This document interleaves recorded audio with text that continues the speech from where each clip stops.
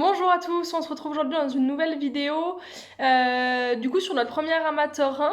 C'était pour moi une épreuve très importante puisque c'était l'aboutissement de tout ce qu'on avait pu bosser jusqu'à maintenant en concours complet et à la maison, puisqu'on a commencé, comme vous le savez, sur les toutes petites épreuves. On a commencé en club 3 il y a 3 ans exactement, et donc là pouvoir arriver en si peu de temps à ce niveau-là, c'était pour moi limite infaisable, et du coup je suis vraiment très contente qu'on en soit arrivé là.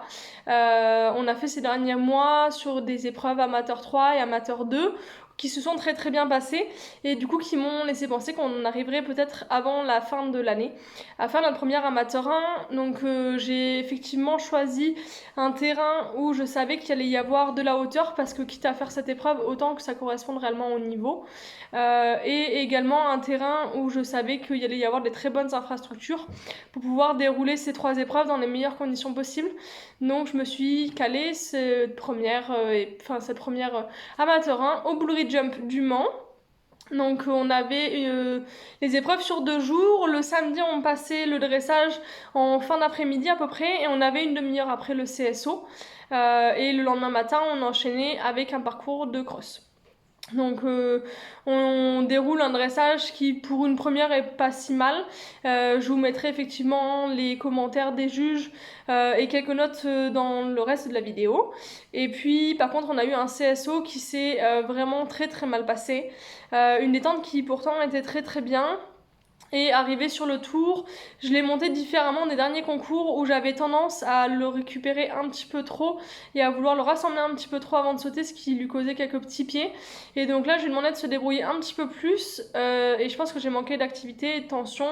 Et effectivement, il me retape des pieds là où il n'aurait pas dû, et donc je manque de me casser la figure. Enfin bref, ça a été vraiment le pire CSO que j'ai pu dérouler, qui m'a donc causé beaucoup d'angoisse pour le reste de ce concours, puisqu'effectivement partir sur un cross à vue de ce qui s'était passé, c'était pour moi pas très rassurant.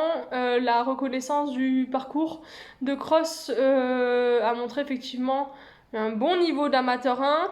Les difficultés en tant que telles du parcours n'étaient pas énormes, mais vraiment les obstacles étaient gros. J'ai ruminé toute la nuit à me dire est-ce que je continue ou non ce concours.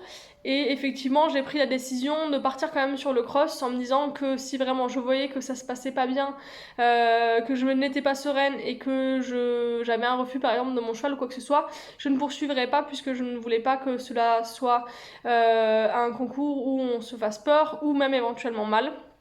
Et donc je vous laisse découvrir un petit peu comment s'est passé les 2 jours au Bullrich Jump. Voilà, j'espère que cette vidéo vous plaira et que vous aurez pas mal de commentaires pour essayer de comprendre un petit peu les critères et le niveau demandé voilà, pour ce type d'épreuve. C'est parti, nous commençons donc par le dressage. On avait une plutôt bonne détente avec très peu de monde, donc ça permettait de se remettre en confiance et dans le calme. Donc on commence avec une entrée qui est pas trop mal, sauf qu'on n'est pas du tout sur la ligne du milieu. Donc forcément on a plutôt des notes aux alentours de 6. Il fallait savoir qu'effectivement il y avait 3 juges, et donc un juge en C, un juge en M et puis un juge en E. On poursuit ensuite avec un trop moyen qui pourrait être un peu plus développé. Voilà, c'était pas le plus expressif. J'hésite encore à continuer à trotter enlevé ou assis, sachant que c'est autorisé sur cette épreuve. On enchaîne ensuite avec une première session à la jambe qui est plutôt pas trop mal. On pourrait avoir une meilleure correction au niveau de l'épaule droite pour avoir un cheval un petit peu plus en ligne. Après le doublé en C, on recommence à nouveau une épaule en dents, mais vers l'autre côté, ce qui est pas le plus logique en soi, mais qui se passe un peu mieux. Donc faut qu'on prenne un peu plus le temps de décortiquer et d'avoir chaque foulée qui soit assez constante, mais c'est plutôt pas trop mal. S'ensuit effectivement une espèce de petite serpentine où on est censé avoir une extension d'encolure. Donc l'ombrero, c'est pas du tout son fort. Il a quand même en tout cas de mon point de vue, essayer de faire l'effort de me donner quelque chose. J'ai, de mon point de vue, quand j'étais sur la selle, fait un truc qui paraissait pas trop mal, mais finalement quand on le voit sur la vidéo, c'est pas top par rapport à ça, donc il faut qu'on s'étire davantage. On avait ensuite un cercle où on était censé demander quelques foulées de galop allongées. Là on prend plutôt des bonnes notes puisqu'on sort avec 3 sets. On peut toujours en avoir un petit peu plus, mais c'est pas mal, c'est plutôt correct. On avait un contre-changement de main à faire ensuite au galop. Donc le tracé est plutôt pas trop mal, si ce n'est que je ne vais pas jusqu'en X. Autrement, ça reste quand même assez propre. Là aussi, on est noté à 7 partout. Et là, catastrophe, je ne sais pas ce qu'il fait avec son postérieur.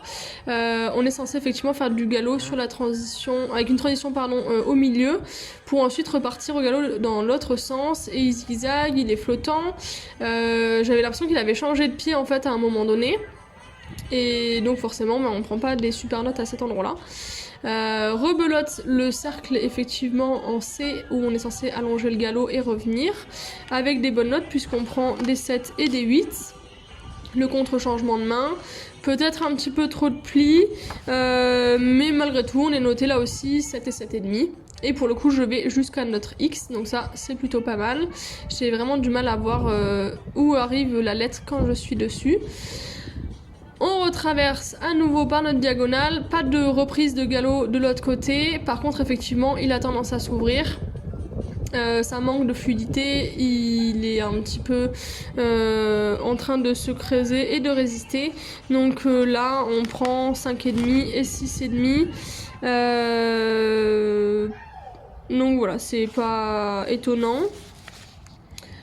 La transition au pas avec l'arrêt et le reculé, plutôt bien noté également. Et là effectivement on arrive au passage qui plaît le moins à l'ombrero, c'est-à-dire le pas allongé et qui n'est pas du tout son fort, et c'est censé même être un pas reine longue. Donc on voit bien qu'il est au bord de trottiner. C'est quelque chose qui est compliqué pour lui. Il a effectivement un bonnet anti-bruit qui l'apaise quand même, puisque j'ai eu des fois certains concours où on m'a mis aucune foulée de pas. Donc pour moi c'est quand même une belle progression, même si c'est effectivement très loin d'être parfait. Et où on prend quand même effectivement des 5 qui sont malgré tout justifiés, ça c'est sûr. Et donc on finit avec un dernier doublé qui est à mon goût un petit peu flottant, mais voilà, c'est jamais évident de repartir sur un pas correct après ça. Comme je vous le disais, le CSO s'est pas du tout bien passé. Là je pars beaucoup trop vite sur mon tour, je ne prends même pas le temps de faire un cercle et d'organiser mon galop, ce qui me coûte une barre dès le premier. Je manque certainement de jambes pour l'avoir vraiment bien tendu, ce qui me coûte là également sur le numéro 2 déjà un premier petit pied. Après le numéro 3, on arrive à réorganiser davantage notre galop, à remettre un petit peu de rythme.